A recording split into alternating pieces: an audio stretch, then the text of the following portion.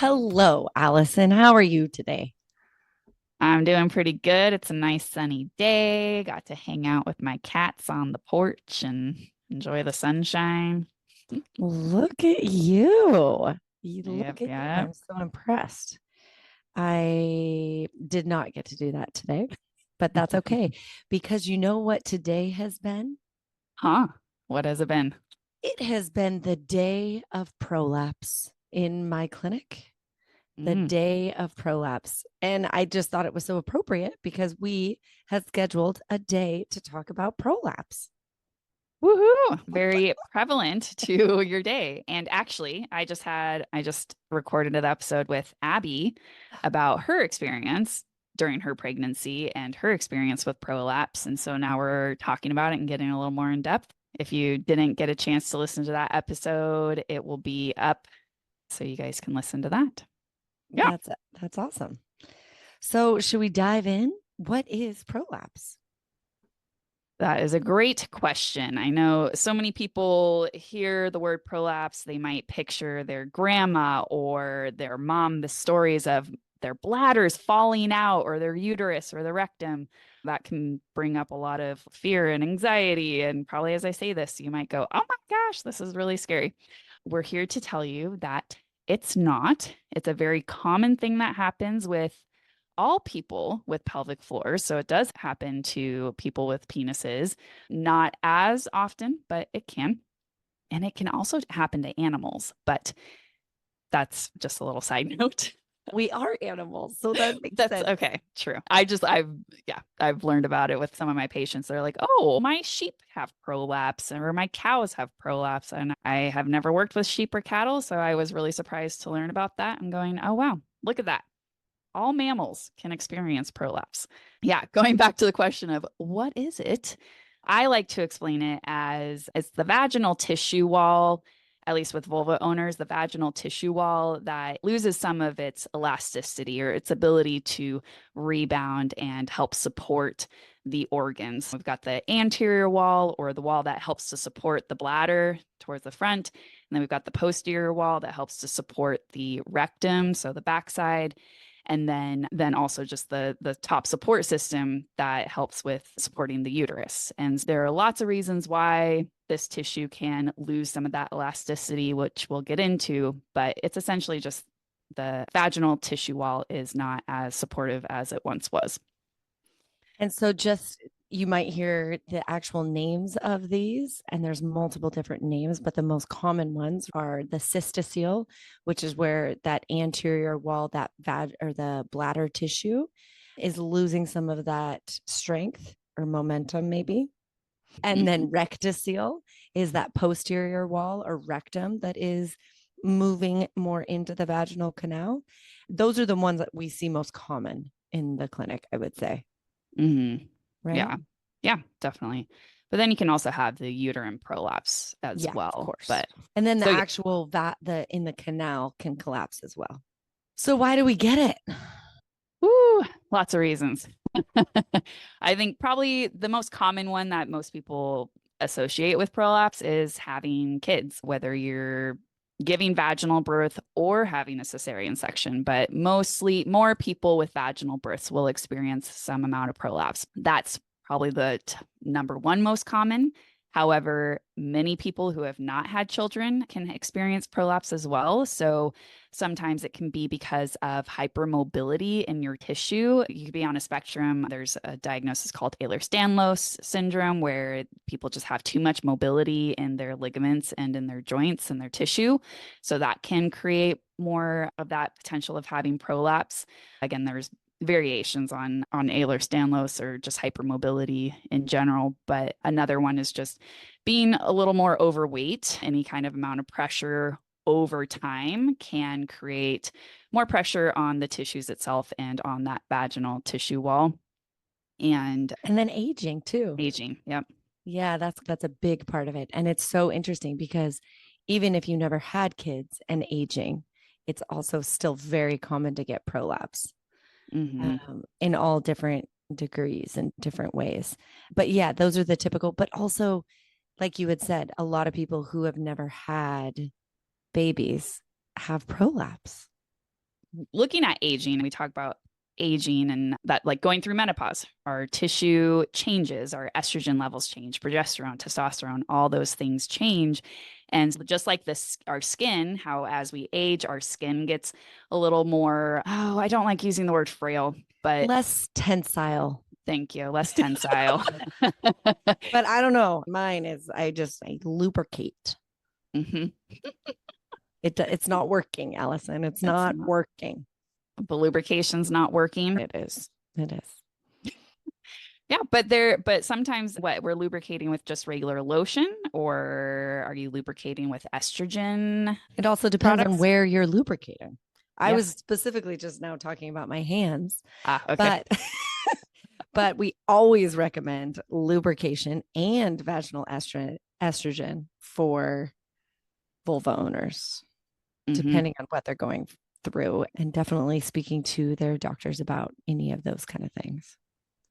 It is something that you have to get prescribed, but vaginal estrogen can be a really helpful, like we talked about, like lotion, lubrication for the not only for the vaginal canal, but also for the vulva. And what it does is it just creates a little bit better support system for our tissues. So our tissues really rely on that hormone balance that helps to create that elasticity and that tension in the vaginal canal. So sometimes people can do all the exercises in the world, but if their estrogen levels are lower, especially within that vaginal area, sometimes it's just not supportive enough. So having a little bit of that vaginal estrogen can get people to the point where they're able to exercise and combination of the things to work together. So I Yeah. always say, in feeling it after a treatment with vaginal estrogen, it gives vitality back to that tissue. So something that can feel, and again, this is pretty extreme, but almost like sandpapery internally, where you're just like, oh, it just doesn't feel good. That vaginal estrogen, after using it for a couple of weeks, it's like, oh, that tissue's like, it's bouncy again. It's more vital. There's more like mucosal tissue. Things are sliding and gliding a little bit better. Mm. And so going into that and coming back to the prolapse conversation, Yeah. we there's so much that vaginal estrogen can do, but also just so you know, if how to test for prolapse, right? Going into how we test for it, how do we know if we have it? So the best thing to do, stick your finger in your vulva. Is that crazy? Not really. So make sure your finger is clean. And then, just like we would do in the clinic, gloved, lubed finger. You don't have to glove your own hand. It's okay. But then sticking your finger vaginally, and I like to do it in standing if I'm having a patient do it on themselves. Do it in standing. And then what you're going to do is you're going to bear down like you're going to have a bowel movement. You're going to feel if something is popping into your hand.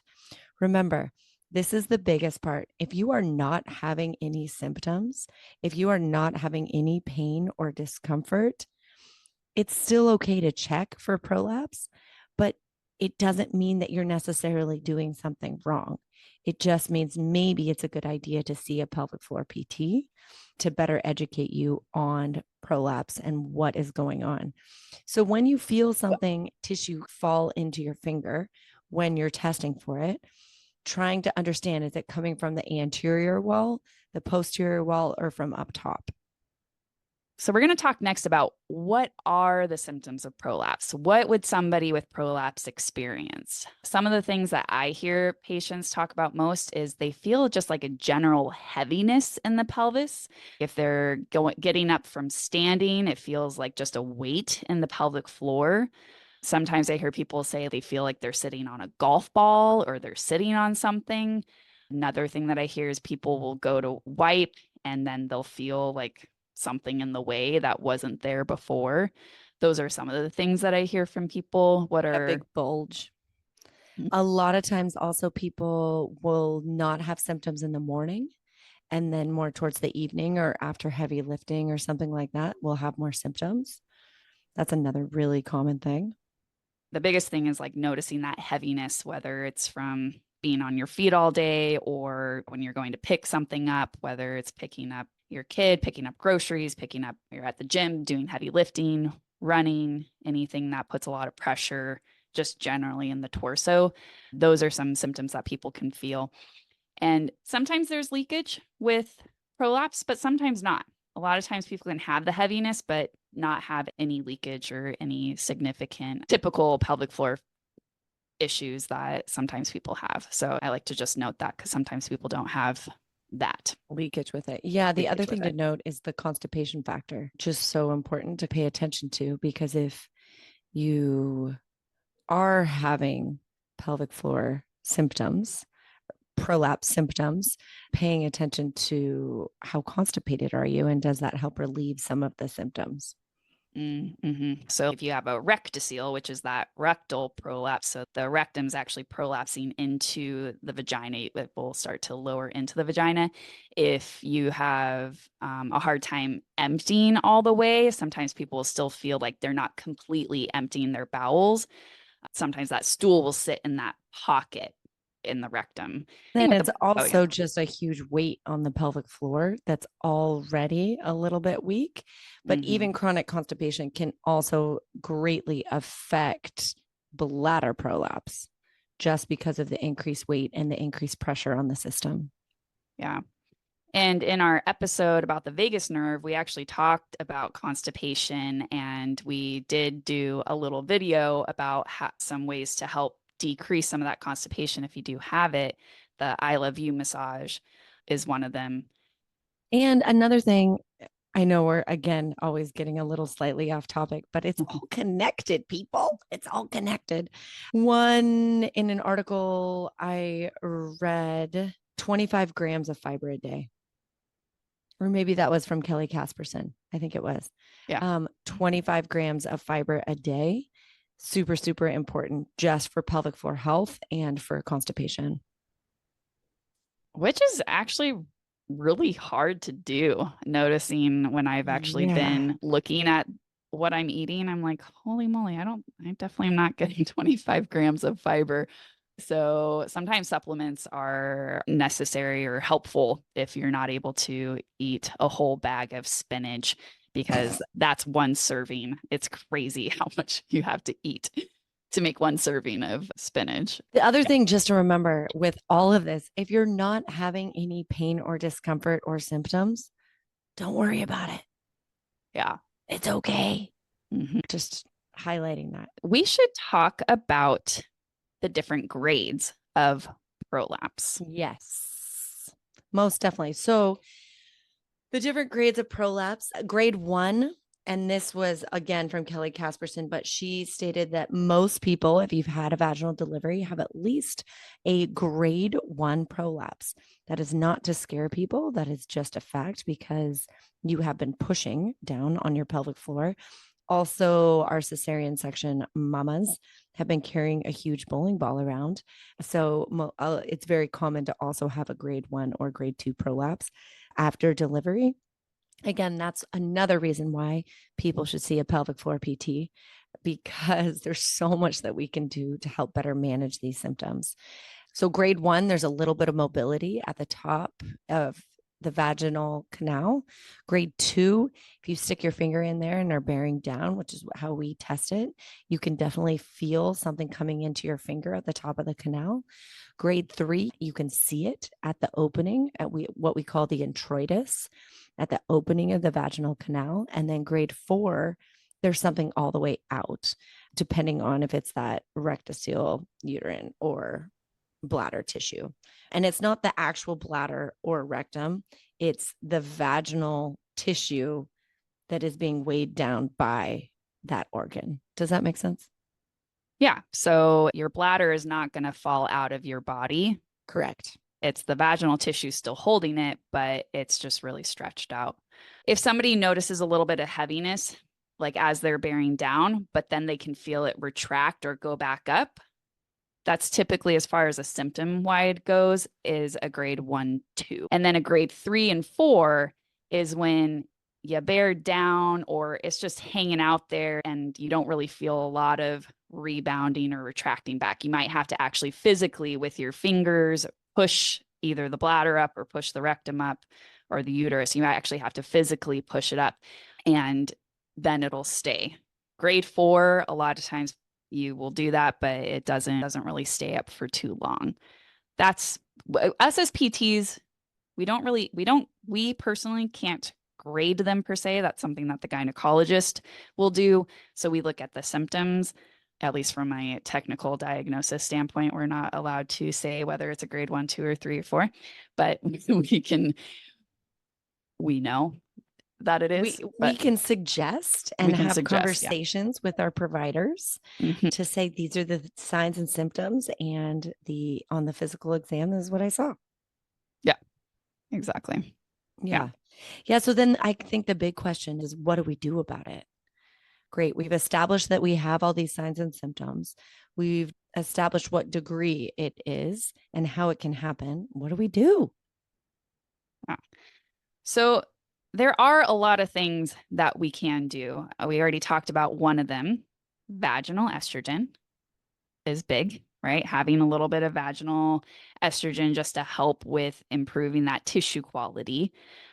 The second thing is working with a pelvic floor physical therapist, of course, to work on some strengthening exercises, as well as learning some pressure management techniques, learning some tools to help with reducing that prolapse. Those are like the non-surgical options, and we always want to start with those. Pessary. Yeah. Pessaries are amazing. So if you don't know what a pessary is and you have a prolapse, you definitely need to see a pelvic PT. But a pessary is like a splint, or they come in like hundreds and hundreds of different shapes. But you put, how do I describe it? You put like a tampon that is in a circle. I like NuvaRings. Sometimes people know what a NuvaRing is, right? It's like a flexible plastic thing that you put in the vagina.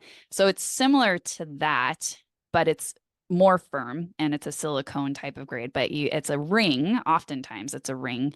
If you have a little bit of instability that you need a little more support for, it's like a brace for the pelvic floor. So it just pops up on the pelvic bowl and helps to lift and support the bladder or the rectum or the uterus. Or all of them, because you can also have all of them. Yeah. For so many people, I have found that this gives them, depending on the severity. So, right, if it's that 4, 3, 2, or 1, typically we're not going to do a pessary for a grade 1 or 2. It's typically going to be for a grade 3. Grade 4 is when we really need to be speaking with our providers about maybe possible other options, especially surgery could be a great option at that point. But it just gives people the ability to not feel that heaviness while they're still doing their activities. So a lot of people will get increased heaviness or feel that when they are exercising, or even with sex, or just moving around, or towards that end of the day. And these pessaries just give people some of their life back if they're fitted properly. Mm-hmm. So that's a big piece, is you do have to go to somebody to get it fitted. And typically it's going to be a gynecologist who has the training to get fitted. There are some physical therapists that can do it, but for now, mostly gynecologists do it. It does take time to get them fitted. They may put one in, you walk around, you try and go to the bathroom, see how it feels. They might have to do a couple more if it's not fitting correctly. So it takes some time. So it has to be a provider that does it and is trained in how to use it, or trained in how to fit it. And again, especially if you do have a pessary, majority of the time, they're also going to have you on vaginal estrogen, because if you are not, a lot of times what that pessary can do, and I'm not trying to scare anyone, it's all good, but it can rub around and cause a lot of discomfort. So if you are on that vaginal estrogen for a couple of weeks before your pessary, getting vitality back to that tissue, then it's just, oh yeah, no problem. Pessary, easy fit. Woo. Yeah. And pessaries are really nice because you can put it in when you want it, and then you can take it out when you don't. So if you're somebody who really only experiences the heaviness when you go on a run or when you're weightlifting or when you're just standing up and moving around, you know you're going to be on your feet a lot that day, you can put it in for that amount of time and you can take it out if you feel comfortable with doing that and have the dexterity to be able to take the pessary in and out. That's a nice option. And you can't, like Sarah said, you can use it with sex if you're noticing that you're having some of that prolapse symptoms with sex and it just might feel a little bit more comfortable. Sometimes partners will have a little bit of discomfort with feeling that, but it just all depends on that discussion with your partner. But it's not contraindicated or not bad to have. And just a little side note too, sex is not bad for prolapse. If you have a No. prolapse, you most definitely can have sex. It's not going to make it worse. Of course, if you're having pain with intercourse, that's a whole other issue to work on, but that you are not going to worsen the prolapse itself from having sex. And in fact, a little plug for orgasms, the best pelvic floor muscle exercise. Orgasm is absolutely amazing and will actually only help your pelvic floor for strength and blood flow and hormones. So, woohoo. Yeah, orgasms. And the other question Yeah. that I got today was, does it matter what kind of orgasm, if it's vaginal or clitoral? And I was like, no, it doesn't. Just get it going. Yeah. Yeah. And there are things that you could try too if you're like, oh, I'm not sure if I would want a pessary. There are like over the counter Poise and Preza is like a tampon, but it has a little tent that pops open that can sometimes be helpful for people to just see if they're interested in it and if it would give them a little bit of support. So that's something that you could do if you're wanting to try it, but don't want to go to provider quite yet. Yeah. The poison pressa, I haven't seen them in any local stores and I always keep an eye out. You have to get it online Yeah. nowadays. But the truth is, and this is what I tell everyone, it's so common. Prolapse is so common that Poise, one of the biggest women's accoutrement companies, made a device for this. Like they wouldn't make something if they weren't making money off of it. So just a reminder that it might feel very lonely and you might not really understand what's going on, but so many people have this. Yeah. And there's a lot of external support garments too that can help with those symptoms too. So actually in my conversation with Abby, she was talking about these compression shorts that she didn't try them yet, but she was going to get them in her next pregnancy. She's going to get it as a preemptive to help with her prolapse. So there are external support systems if you're not comfortable with something that's internal, and they're coming out in all fashions now. You don't have to have just like the old ones are like a jock strap looking thing. I even found, because I have a grade 2 prolapse, Alice, listened more to my birth story to find out. But I wore compression like tank tops, and even that helped just because it felt like it was holding up the baby when I was pregnant. So it wasn't as much downward pressure. So it just felt a little bit like less pressure. So there you go. But there are surgical options also. And so this is something that you can always speak to your providers about, and we can provide more information about it as well. But what they can do is basically, they call it tacking up your bladder if it's a bladder prolapse, and there's different ways of doing it. So making sure that when you are speaking or getting referred to someone who is talking to you about your surgical options, I always recommend possibly getting at least a second opinion. Also, one of the best questions, how many times have you performed a bladder sling? How many times have you done this? So just coming in with knowledge, and don't feel guilty about asking them. This is part of their job, and you're interviewing them just as much as they're interviewing you. And if they get upset with you asking questions, then that might not be the right The best provider fit. for you. Yeah, the best fit. Because they should be willing to to answer questions, because this is your body and surgery is not something that we should do nilly-willy and just go for it. It should be something that is really thought out, because recovery from any kind of surgery is a long time. So that's the other piece too, knowing that you're not going to be able to lift very heavy. If you still have young kids that you're picking up and moving around, and if they're going to be jumping on you and wanting to be held all the time, that's going to be something that you have to avoid for at least 8 weeks. Yeah, Typically 6 to 8 weeks is 6 to 8 weeks. Yeah. So no lifting more than 10 pounds. So there's a lot to it that should be considered.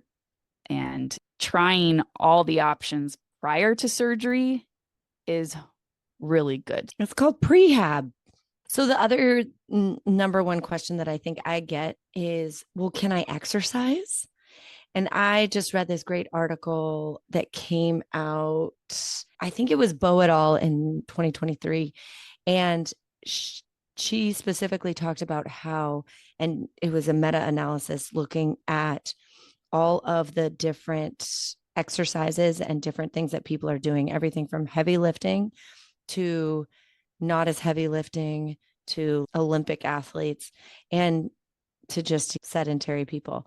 And what they found, the two populations that had the most increased rate of prolapse were the like Olympic lifters. So the super heavy lifters, but not like Olympic lifting at the gym. These are like actual Olympic people. And then the sedentary group as well. And both of these groups had the highest rate of prolapse versus all your other people. So the people who had the least high rate of prolapse were the moderate exercisers. Hello, people. So good. And so that's a big part of pelvic floor PT, is just getting people back to exercising and getting people back to helping their bodies feel equipped to be able to handle these different loads and functional daily activity.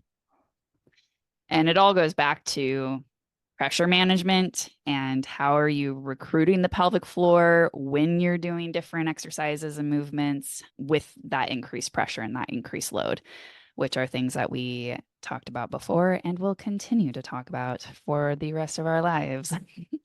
You better believe it. Oh, I feel like we could do so much, but I think the biggest take homes are prolapse happens to a lot of people, and there's a lot of different things that you can do to help it. Our favorite, pelvic floor PT. But no matter what, ask the questions and try to get help, I think is the biggest thing. And don't stop exercising. We'll figure it out. We'll talk you through that.